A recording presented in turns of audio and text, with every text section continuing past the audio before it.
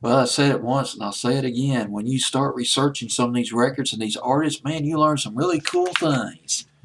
Brooke Benton. I didn't know he co-wrote A Lover's Question, one of Clyde McPhatters' biggest hits. Came out back in 1958.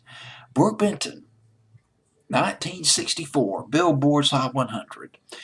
Week of April 9th, 1964. Hello Dolly, the #1 song on that particular Hot 100 by Louis Armstrong.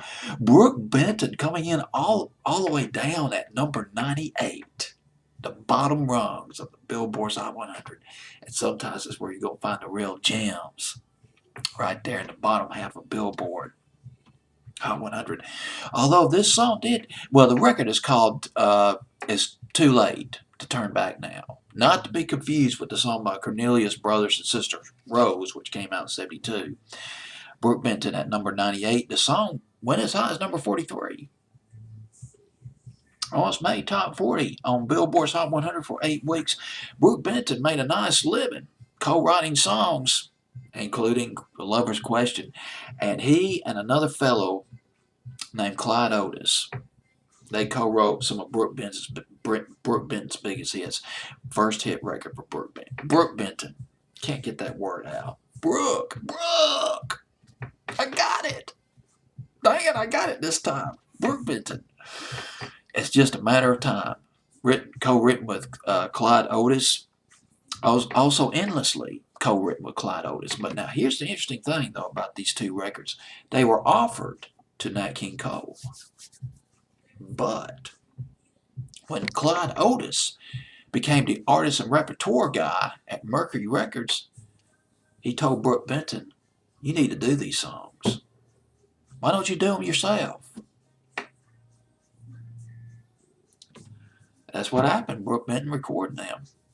It's Just a Matter of Time was a massive hit for Brooke Benton in 1959. Randy Travis covered that song about 30 years later or so, hit on the country charts.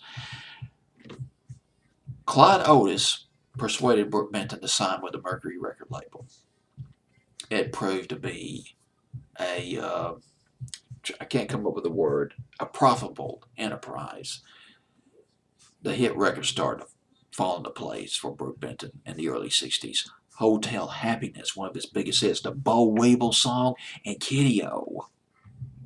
Bo Weevil song co-written with Clyde Otis. Clyde Otis was a prolific songwriter. He had co-written about 800 songs over his lifetime. Brooke Benton himself had 49 singles charting on Billboard's Hot 100. His last really big hit, it was a comeback hit. Oh, this is lovely.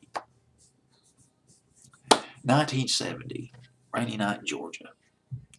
Guess who wrote that song? Tony Joe White, guy who did Polk Salad Annie. 1969, the guy who produced it, you probably never heard of the guy who produced it, but the guy who produced Rainy Night in Georgia was one of the biggest producers behind the scenes. Arif Mardin produced Rainy Night in Georgia by Brooke Benton.